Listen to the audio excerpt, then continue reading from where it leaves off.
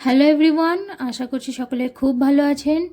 আজকের ভিডিওতে আমি আপনাদের সঙ্গে শেয়ার করব ব্যাঙ্গালোরের সবচেয়ে বিখ্যাত এবং দর্শনীয় শিব মন্দিরগুলির মধ্যে একটি মন্দির শিবম শিবা টেম্পল, যাকে অনেকে কেমফোর্ট শিবা টেম্পল নামেও চেনেন। ভিডিওটা শেষ পর্যন্ত দেখার অনুরোধ রইল। এই মন্দিরটি ওল্ড এয়ারপোর্ট রোডের কাছে রয়েছে। লোকেশনটা খুবই সহজে পাওয়া যায়, বাস, ক্যাব বা বাইকে করে এখানে আসা যায়। স্থানীয় মানুষ থেকে শুরু করে পর্যটক সবাই এখানে ভিড় করে থাকে। মন্দিরটার মধ্যে ঢুকতে হয় এরকম সরু একটা রাস্তা দিয়ে। মন্দিরের দিকে যত এগোবেন তত মনে হবে আপনি কোনো গুহার মধ্যে প্রবেশ করছেন। এরকম একটা পার্কিং প্লেসের সাইড দিয়ে মন্দিরের দিকে প্রবেশ করতে হয়।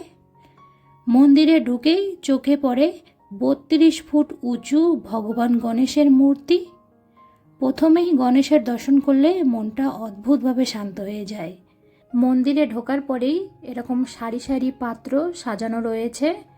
এক একটা করে রুদ্রাক্ষ প্রত্যেকটা পাত্রে রাখতে হবে আর মনে মনে ওম নমঃ শিবায় জপ করতে হবে।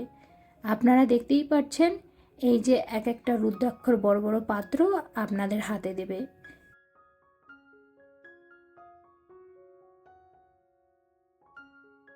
এই যে দেখুন সেই 32 ফুট গণেশ, এটা এতটাই বড় যে এটার ঠিক করে আমি ভিডিওটা পর্যন্ত করতে পারিনি। আর এখন সামনে যা দেখছেন এই হচ্ছে মন্দিরের সবচেয়ে বড় আকর্ষণ।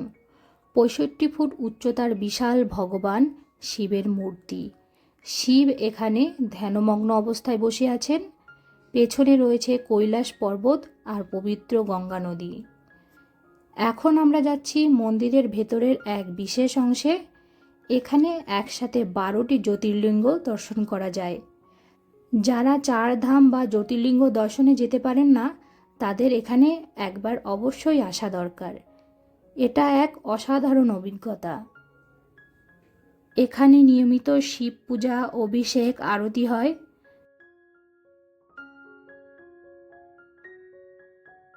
এখানে দেখতেই পাচ্ছেন, মনে হচ্ছে আমরা কেদারনাথে প্রবেশ করছি। এইভাবে প্রত্যেকটা ভাগ আলাদা আলাদা করে খুব সুন্দরভাবে দেখানো হয়েছে।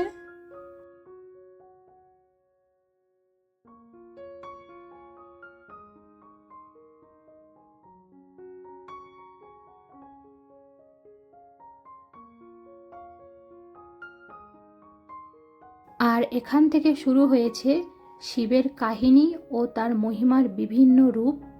খুব সুন্দরভাবে এখানে শিবের মহিমার কথা ব্যাখ্যা করা হয়েছে। আপনারা এখানে না আসলে ঠিক বুঝতে পারবেন না এটা কতটা সুন্দর।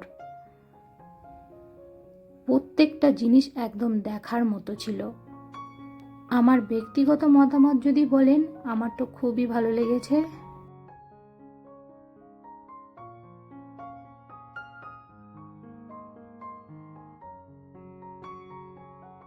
মন্দিরটি সাধারণত 24 ঘন্টাই খোলা থাকে, তবে দর্শনার্থীদের জন্য প্রবেশের সময় হলো সকাল 9টা থেকে রাত্রি 9টা পর্যন্ত।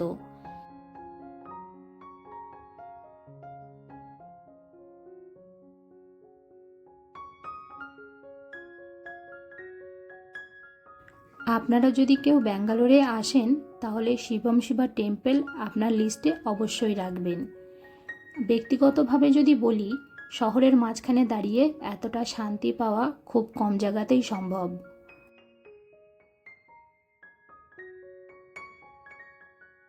বারো জ্যোতির্লিঙ্গ এবং পঞ্চধাম দর্শন করার পর আমরা গুহা থেকে বেরিয়ে এই সুন্দর গণেশের মূর্তিটা দেখতে পাই।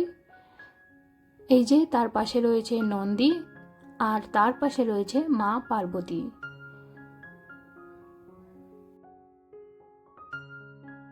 এখানে নিয়মিত শিব পূজা, অভিষেক এবং আরতি করা হয়।